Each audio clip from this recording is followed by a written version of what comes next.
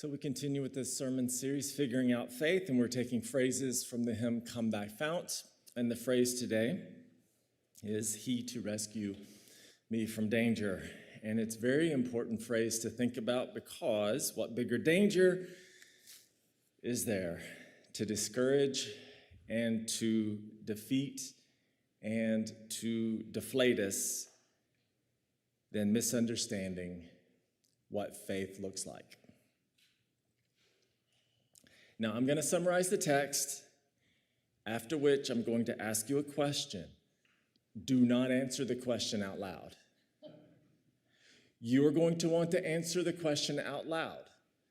You don't have to answer the question out loud, okay? Two other Gospels tell this story, so I'm going to pull some details from those stories as well. Jesus and the disciples have fed 5,000 people, not counting women and children. They probably divided it up into households. That's probably why they numbered that way. So maybe 8,000, 9,000 people. I think it's a lot of people. Okay. So after which, Jesus wants to go up on the mountainside by himself and spend the night resting and in prayer. He wants to send the disciples across the Sea of Galilee, which is 8 miles wide, presumably to catch up with them in a day or two so that they can do ministry on the other side. And the disciples presumably think in a day or two, Jesus will catch up with us, presumably by taking a boat, like most people would, right? It doesn't work out that way, does it? Okay, so in good conditions, it would take them 2 to 4 hours to either sail or row across. And with prevailing winds pushing against them or in a storm, they would never leave port. So it looks like this was unexpected. So the disciples get in the ship and they set sail. It's 3 o'clock in the morning. That's a detail from another passage. So they are in peril. It must be a very strong storm because the Sea of Galilee is only 13 feet deep. Okay? So these are heavy winds. So they're taking on water. They are scared. They are 4 miles in a sea that is 8 miles wide. They are neither here nor there. And the sky is so dark and the waves are so high that they can't see the other side.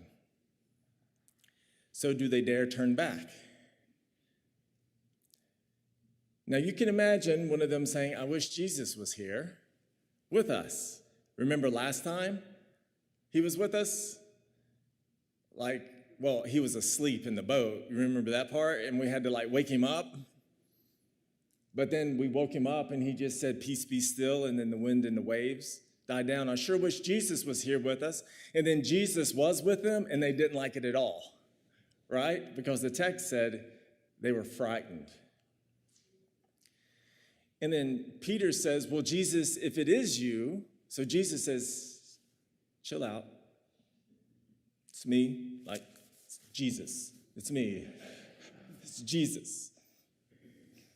And then Peter says, well, if it is you, then invite me out to walk on the water with you. As an aside, that's not even on the list of things I would have thought of saying. Good for Peter, right? The disciples are like, what? We can do that? We can ask that? So Jesus says, take courage. And so Peter thinks, courage. That must mean that I have to do what Jesus is doing. So that must mean that I have to try to walk on the water. Jesus, I want to walk with you. Okay, get out here. And he does. And he starts walking on the water. But then he notices the wind and the waves and he begins to sink. It's 3 o'clock in the morning. It's dark. Maybe he gets disoriented. He doesn't know up from down, left and right. Maybe he loses sight of Jesus and he begins to sink. And who wants to drown? So, one mouthful of water, and he says, Lord, save me. And Jesus saves him. And then Jesus says, why did you have little faith? We just fed like 8,000 people. And you saw me walk on the water, and you must have known that I could help you do it because you asked like the strangest question. And then you started to do the very thing you asked me to help you do. So why did you doubt? It's not a shaming question, by the way. It's like, why did you begin to doubt that I helped you do the very thing you asked me to do? And then they got in the boat and the sea calmed down. And then they did ministry. End of scene. He to rescue me from danger. So what's the danger in the passage?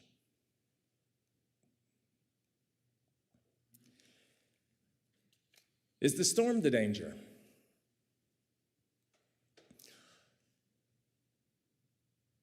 Or is the danger Jesus, who told you to get in the boat anyway? Who either did know that a storm was coming and he endangered you, or he told you to get in the boat and didn't know that a storm was coming. So is Jesus trustworthy?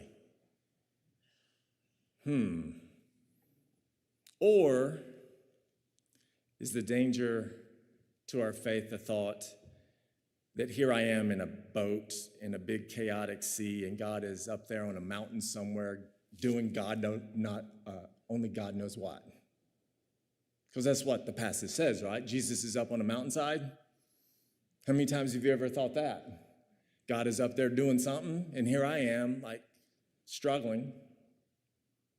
Is that a danger to our faith? The Sea of Galilee at this point, between here and there, is 8 miles wide. The Gospel of John says that they are 4 miles in. So is the danger our being so stubborn and committed to a plan that we're unwilling to turn back, even though all we need to do is probably just have a night's sleep? Is the danger thinking that it's full steam ahead no matter what? I mean, is stubbornness dangerous to our faith?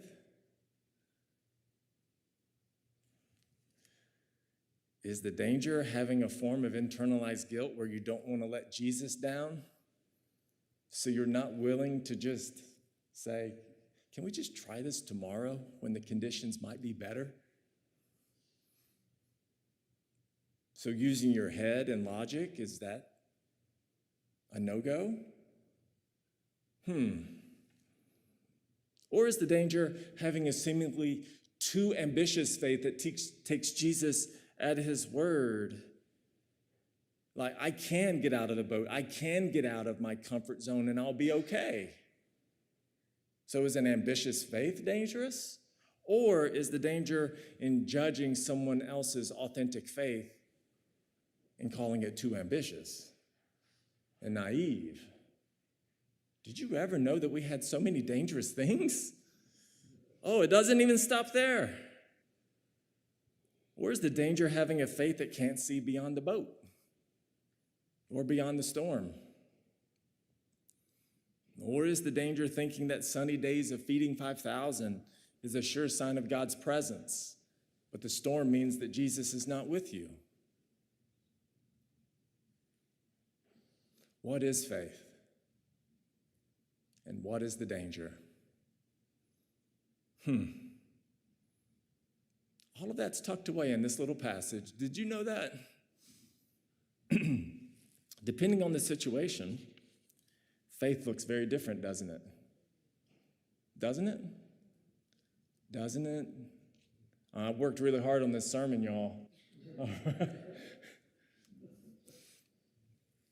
I mean, faith may look like sitting in the boat right?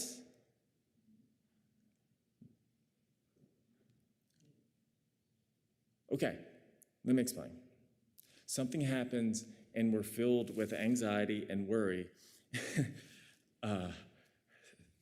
It's not about you, it's about me, all right? And we will just do something so that something gets done, right? You ever been in that situation where you're just so anxious and you have that nervous energy, so you just do something so that something gets done, right? And so some people will do something, not even in a crisis, but some people will just do something, even if it's drama, so that something is getting done, okay? So sometimes just staying put is faith, because staying in the boat and staying put is acknowledging that you are not in control of the universe and that you need God. And those who are engaging in the faith for the first time, or those re-engaging with their faith, maybe faith looks like being willing to get in the boat, right? So forget staying in the boat, just being willing to get in the boat. Like, okay, I guess I'll get in with that bunch of Christians. Talk about trust, right? That's what faith looks like. Faith can look like that. Faith looks like a battered boat and a leaking hull and a broken mast and a torn sail because we've come through rough waters, right? Faith can look like ups and downs in the darkness. And that's some of you. That's some of you. And somehow, through sustaining grace, you somehow kept your hands on the oar and you didn't abandon ship. Faith can look like that. And for some of you, it's like the passage at the beginning and the passage in the middle. It's night and day difference. At one part of your life, you're there with Jesus, feeding 8,000 people. Life is grand, it's fruitful, it's sun-filled, it's magnificent, it's full of abundance. There are leftovers. And now there are clouds. And they're sailing at 3 a.m. and it's pitch black, and life can be disorienting and it can be scary. And you need to hear from the text that sunshine doesn't mean that God is with you, and the storms don't mean that God is not with you. And sunshine doesn't mean that God is not with you, all right? God is always with you. God is always with us, right? God is always with us. And faith can look like being scared in the dark, doing the best you can, right? Somebody tell me that's true, because that is half my life. Just being scared in the dark, doing the best that you can. Keeping your hand on the oar, saying, I hope I'm pointed to the right coast. And for some of you, you have felt called either now or in a part of your life to step forward like Peter, to do something in your life that you never saw anybody around you ever do. Some of you women are like that. Right? Some of you women are like that. Like some of you women are groundbreakers. And I don't think that we appreciate that enough. That you are models. So some of you have a heart, you have a seed, you have a dream, and you never saw anybody else do what you have done. And like Peter, you just stepped forward. It's amazing what we can do. And you stepped forward to own a business, to go to college, to be a professional, to be able to travel, to live above poverty, to have a lasting, happy relationship, to have a family, to fulfill that dream. For some of you, your earlier life, you could not have imagined where you would come to a point where you would live so fully into your values and your identity like you have right now, and you love it. And you would love to go back to your younger self and say, you can do it. But eventually you got out of the boat and you did it. Faith can look like that. And some of you have a dream right now, and you're saying inside your heart,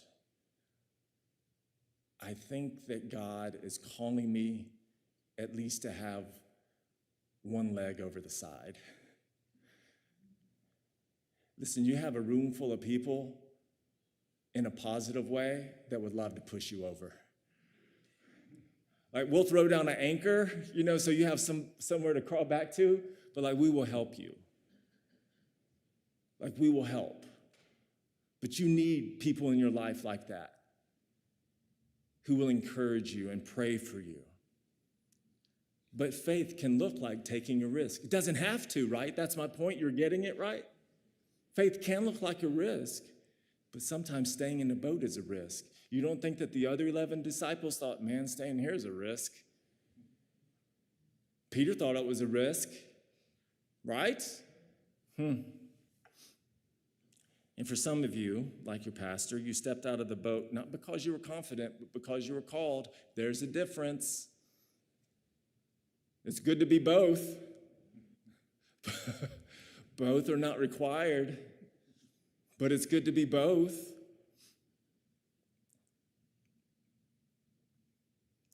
And we step out, and listen, this is the secret. I'll give you the secret. As far as I can tell, it's the secret. Is you just step out or you stay in the boat. But nothing was keeping the disciples in the boat from looking at the face of Jesus, right? So if there's a point in your life where you need to stay in the boat because Jesus had told you to go somewhere, okay? And Peter felt called to go somewhere, all right? So everybody in the passage is being called to go somewhere. Everybody in this passage is looking at the face of Jesus, okay? That is 100% the secret of life. Do you feel me? That's the secret. And sometimes it's slow going.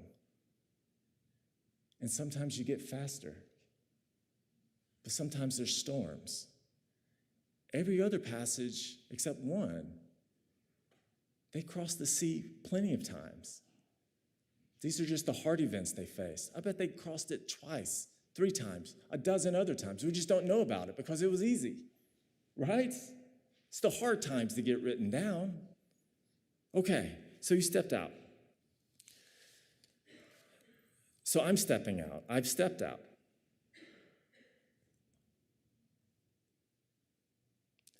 To build with you a fully welcoming, inclusive, hospitable, patient, and kind neighborhood church that fully welcomes all people. A-L-L, all people, italics, bold, underline, while embracing the teachings of Jesus Christ. All right? The winds of America often blow against us. Faith can look like what we're doing. All right? So we just, Sunday after Sunday, we just keep our hands to the oars. We keep going. We keep rowing. Right? Just keep going, keep rowing. That's why every Sunday, we just keep our eyes on Jesus. We just keep our eyes on Jesus. We will go forward at the pace that our captain says, but we just keep going. So this is a pretty long paragraph, but I want to see if you can put an amen at the end of it, all right? And I'll do this so you know, all right?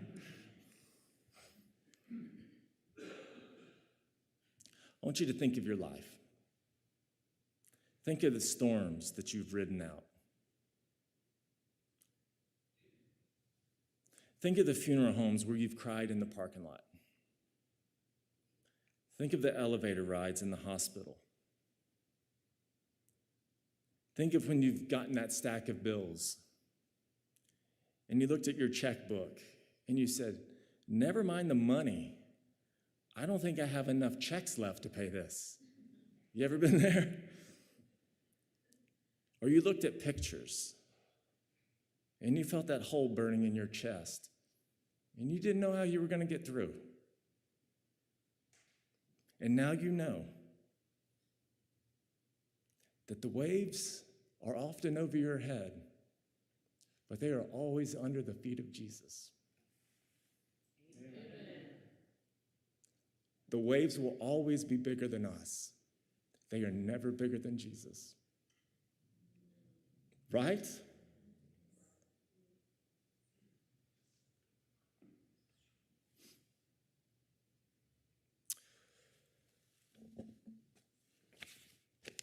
Never bigger than Jesus.